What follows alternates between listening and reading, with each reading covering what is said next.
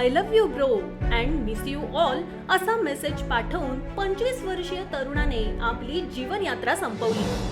मराठा आरक्षण मिळत नाही व डोक्यावर बँकेच्या कर्जाचा बोजा असल्याने त्याने हे टोकाचं पाऊल उचललंय.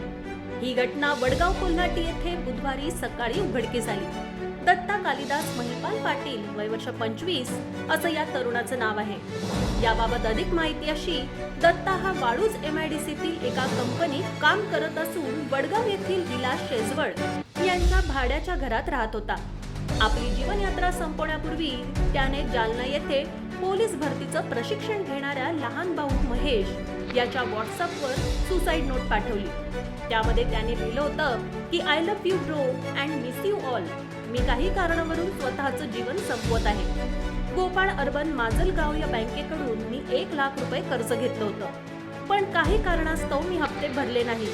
रोज फोन येत होते, मला खूप त्रास झाला. विजय मल्ल्या, नीरव मोदी यांच्यासारखे मोठे बिझनेसवाले कर्ज घेऊन पळून जातात, मात्र त्यांना कोणी काही बोलत नाही. पण शेतकऱ्यांना मात्र बोलून घ्यावं लागतं. तसेच उपोषण करूनही मराठा आरक्षणाबाबत काही फायदा झाला नाही. सॉरी मम्मी पप्पा, सुखी राहा, तुमचा दत्ता असं त्याने सुसाईड नोट पाठवली होती.